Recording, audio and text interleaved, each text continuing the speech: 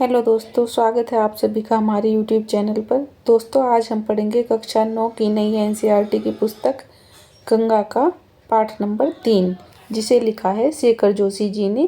पहले हम शेखर जोशी का थोड़ा सा जीवन परिचय प्राप्त करेंगे, उसके बाद हम इनके पाठ को पढ़ेंगे। शेखर जोशी का जन्म हुआ है अल्मोड़ा के उत्तराखंड अल्मोड़ा, जो उस समय उत्तर प्रदेश का हिस्सा था, सन 1932 ईस्वी में। उनका पहला कहानी संग्रह कोसी का गठवार सन 1958 में प्रकाशित हुआ। सबसे पहले जो प्रकाशित हुआ कहानी संग्रह कोसी का गठवार। उनकी प्रमुख रचनाएं हैं अन्य, साथ के लोग, दाज्यू, हलवाहा, नौरंगी बीमार है, आदमी का डर, डांगरी वाले, मेरा पहाड़। ये सब इनके कहानी संग्रह हैं। एक पेड़ की याद इनका शब्दचित्र संग्रह है। स्मृति में रहे वे, ये इनका संस्मरण है। ना रोको उन्हें सुभरा, इनका कविता संग्रह है। मेरा ओलिया गांव आत्मव्रत है। उनकी कहानियों का संग्रह शेखर जोशी कथा समग्र शीर्षक से प्रकाशित है। शेखर जोशी ने ग्रामीण, शहरी, मध्यम वर्ग के समाज के जीवन मूल्यों तथा कारखानों में काम करने वाले मजदूरों के जीवन संघर्ष को अपनी कहानियों में प्रमुखता से उभारा है। उन्हें उत्तर प्रदेश हिंदी संस्थान द्वारा महावीर प्रसाद द्विवेदी पुरस्कार तथा साहित्य भूषण सम्मान, यहाँ से ये इम्पोर्टेंट है, इनके सम्मानों के विषय में क्वेश्चन बन सकता है कि इन्हें कौन से सम्मान प्राप्त हुए हैं। तो उत्तर प्रदेश हिंदी संस्थान द्वारा महावीर प्रसाद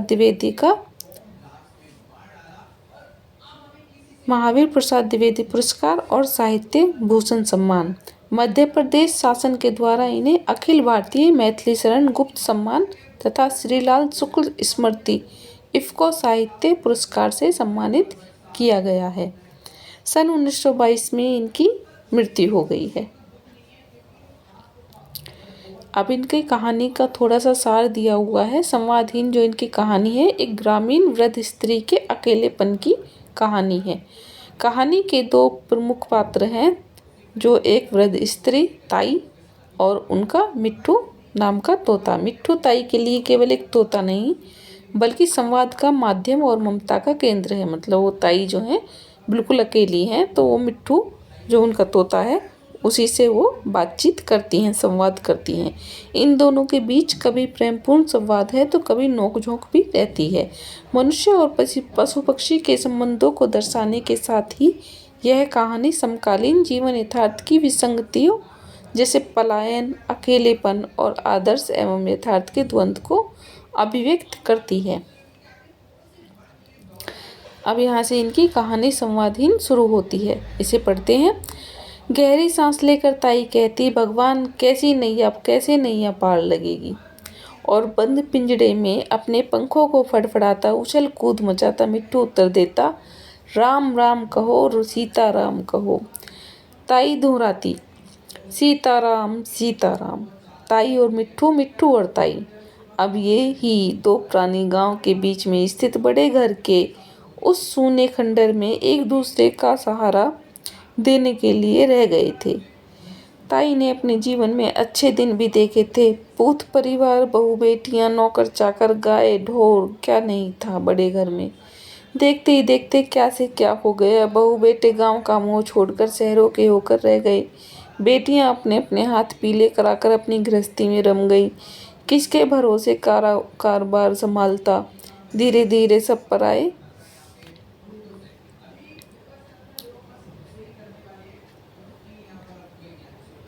हाथों में चला गया। जब खेती बाड़ी नहीं रही, कारोबार नहीं, तो नौकर चाकर किस दम पर टिकते। अपनी अकेली जान के लिए ताई 2 जून का 1 जून चूल्हा फूंक लेती। मतलब दोनों समय का एक समय में ही अपना खाना बना लेती थी। व्रत उपवास के बहाने चौका चूल्हा टाल जाती है। कभी व्रत उपवास कर लेती तो अपना उससे भी टाल देती कि आज खाना नहीं बनाना, मेरा तो व्रत है। पेट की समस्या उनके लिए कभी समस्या नहीं रही, पर सूने घर की भाएं भाएं जैसे उन्हें काटने को दौड़ती थी। मतलब उन्हें अपने खाने पीने में कोई ज़्यादा रुचि नहीं थी, पर सबसे ज़्यादा जो उन्हें परेशानी थी वो अकेलापन जो उस बड़े घर में उन्हें काटने को तोड़ता था। भला हो गणपत का जिसने ताई के सोनेपन को सहारा दे दिया था। वह न जाने कहाँ से एक प्यारा सा पहाड़ी तोता ले आया था।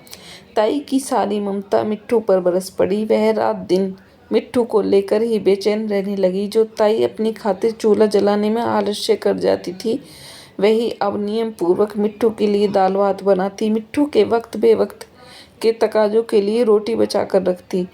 अब ताई को इस बात की पूरी जानकारी रहने लगी थी कि किसके खेत में हरी मिर्चें तैयार हो गई हैं और किस पेड़ में फसल की आखिरी अमरूद बचे हैं। कुशाग्र बुद्धि छात्र की तरह मिट्ठू ताई के पढ़ाए पाठ को न केवल हूबहू दोहरा देता, बल्कि एक दो बार सुनकर याद भी कर लेता था और मौके बेमौके ताई के सवालों का सटीक उत्तर दे देता था। बड़े घर का सूनापन धीरे धीरे मिट्ठू की बातचीत से अब रौनक में बदल गया था। आस पड़ोस की बहू बेटियां बच्चों को गोदी में उठाकर मिट्ठू से उनका मन बहलाने के लिए आज उठती और घर गुलजार हो जाता। सुबह पो फटने लगती, पेड़ों पे चिड़ियां चहचहाती तो मिट्ठू भी ताई को भोर की झपकी से जगाने के लिए अपना पाठ शुरू कर देते। हर हर गंगे सीताराम बोल मिट्ठू राम राम। ताई अचकचाकर उठ बैठती, लाड से मिट्ठू को निहार कर आशीष देती, जीते रहो बेटा, जुग जुग जियो। और मिट्ठू भी बदले में अपनी बुजुर्गी दिखाकर कहते, खुश रहो। ताई निहाल हो जाती, वृद्धावस्था का शरीर और उस पर नई गृहस्थी का भार। कामकाज से थककर जब ताई कभी पिंजरे को बगल में रखकर सुस्ताने लगती तो अनायास ही मिट्ठू से सवाल कर बैठती, मिट्ठू अब कैसे कटेगी। अरे नौजवान मिट्ठू ताई के बुढ़ापे का सहारा बनकर दमखम के साथ उन्हें दिलासा दे देता। जो तोता था मिट्ठू नाम का, वो उन्हें दिलासा देता, कटेगी। ताई के थके शरीर में प्राण लौट आते और तब उस आलस दोपहरी में ताई मिट्ठू को अपनी राम कहानी सुनाने लगती। वैभव और सत्ता के बीते दिनों की गाथा। काल की अतल गहराइयों से झांकता एक एक चेहरा ताई को नए नए प्रसंगों की याद दिला देता। जमींदार साहब का रोबीला चेहरा, उनके उपकारों से दबी प्रजा के अनगिनत चेहरे, वे हाथी, वे घोड़े, वे खेल तमाशे, वे ब्याह शादियाँ, तीज त्योहार, जन्म और मृत्यु पर्व, वे भोज, वे दावतें, जमींदार साहब के दरबार की रौनक, उनकी गुण ग्राहकता, उनकी तुनक मिजाजी, उनका गुस्सा, उनके इशारे पर मन मिटने वाले लोग। ताई घंटों तक मिट्ठू को अपनी जीवन गाथा सुनाती रहती और वह अपनी गर्दन टेढ़ी कर कभी धैर्यवान श्रोता बना रहता और कभी अपनी समझ के अनुसार बीच बीच में कुछ टीका टिप्पणी भी कर देता था। ऐसा नहीं कि ताई और मिट्ठू का संवाद हमेशा प्रेमपूर्ण ही रहता हो। कभी कभी ताई थकी मांदी लेटी होती और अपनी किसी जिद को मनवाने के लिए मिट्ठू पिंजरे में तूफान खड़ा कर देता। पानी और दाने की कटोरियों को जानबूझकर उल्टा देता तो खींच कर ताई कोसती, मेरी जान खाने को आ गया है, मर जा। और मिट्ठू भी उतनी ही खींच के साथ हमला बोल देते, मर जा। फिर मनोबल का दौर चलता और ताई और मिट्ठू की दुनिया पहले की तरह प्रेम से चलने लगती। ताई को घड़ी भर के लिए भी मिट्ठू का वियोग सहन नहीं हो सकता था। कभी कभार गांव में थोड़ी देर के लिए भी न्योते बुलावे में जाती तो 10 बार खिड़की दरवाजों की सांखलें टोह कर देखती, कंजूस के धन की तरह मिट्टू को छुपा कर रखती और जल्दी लौट आने का दिलासा देकर देहरी से पाँव बाहर निकालती। लेकिन एक संयोग आ पड़ा कि ताई धर्म संकट में पड़ गई। इस लोक में ताई ने बहुत ऊंच नीच देख लिए थे, अब कभी कभी परलोक की चिंता भी मन में घर कर जाती। गांव के कई लोग कुंभ स्नान के लिए प्रयागराज जा रहे थे। अच्छा साथ बन रहा था। प्रयाग में कुंभ स्नान का लोभ जहां उन्हें अपनी ओर खींच रहा था, वहीं मिट्ठू की चिंता अपनी ओर खींच रही थी। हंसी हंसी में किसी ने सलाह दी, ताई मिट्ठू को भी साथ ले चलो, उसे भी गंगा स्नान करा देना। किसी दूसरे ने टोक दिया कि रेलगाड़ी में उसका भी टिकट लगेगा, आखिर वह भी तो बोलता बतियाता प्राणी है। ताई पेशाब पोश में रह पड़ गई। पसोपेश में पड़ गई। टिकट का पैसा भी वह मिट्ठू की खातिर खर्च कर देती, लेकिन मेले ठेले भीड़ भाड़ में उसकी सुरक्षा के बारे में उन्हें पूरा भरोसा नहीं था। अंत में जगन मास्टर की घरवाली ने उनकी चिंता दूर कर दी। वह ताई के लौटने तक मिट्ठू को अपने पास रखने के लिए सहमत हो गई। विदा के दिन ताई की आंसुओं की धार रुकती थी। बार बार वह मिट्ठू को पुचकारती, जल्दी लौट आने का दिलासा देती। मिट्ठू भी उनकी बातों के उत्तर में हर हर गंगे, राम राम, सीताराम कहकर उन्हें भरोसा देते रहे कि वह जगन मास्टर की घरवाली के साथ प्रेम से रह लेंगे। ताई तो कुंभ स्नान के लिए चल दी, लेकिन जगन मास्टर के घर में महाकुंभ हो गया। अपने पति से सलाह लिए बिना मास्टराइन ने ताई का भार अपना लिया था।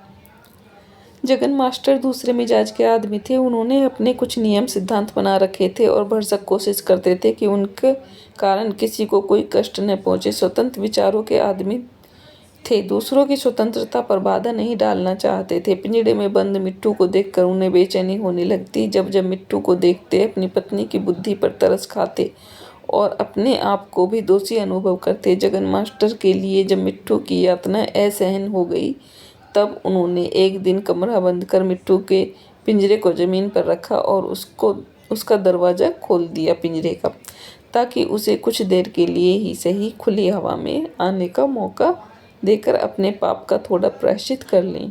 मिट्ठू अब पिंजरे में रहने के इतने आदी हो चुके थे कि उन्होंने बाहर आने की कोई इच्छा प्रकट नहीं की। जगन मास्टर भी अपनी धुन के पक्के थे।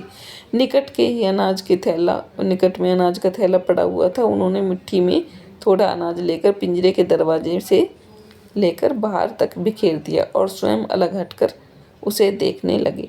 मिट्ठू धीरे धीरे दाना चुगते हुए बाहर आ गए तो जगन मास्टर ने संतोष की सांस ली।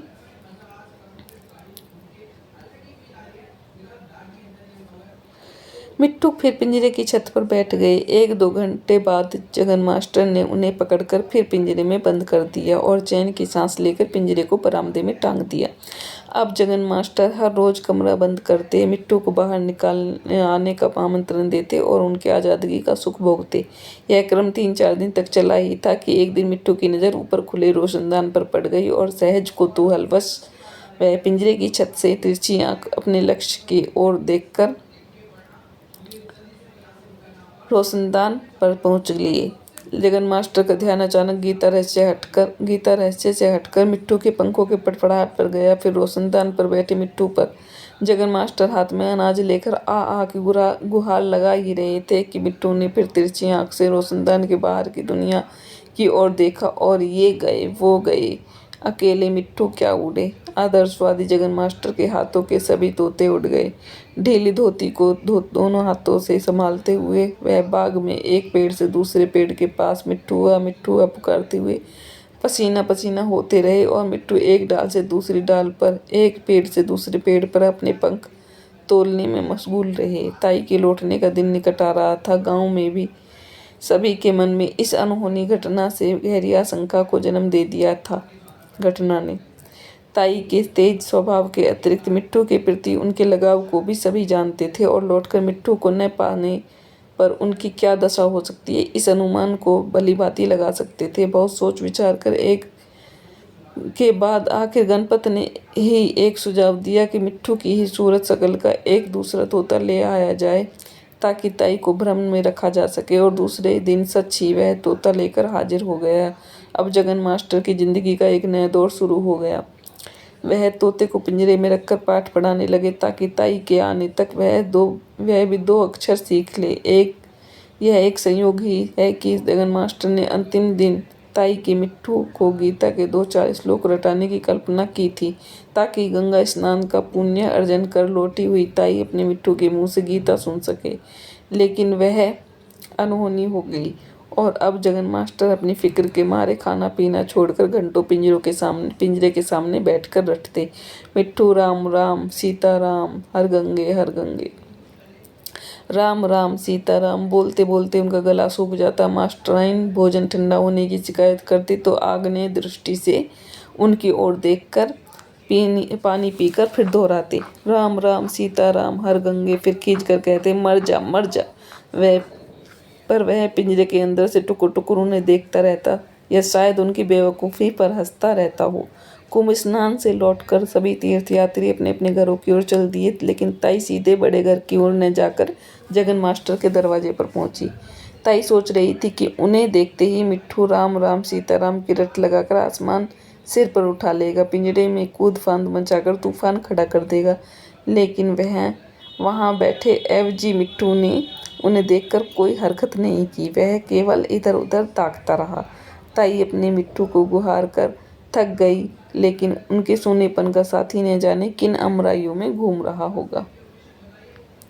ये थी इनकी कहानी शेखर जोशी की संवादहीन।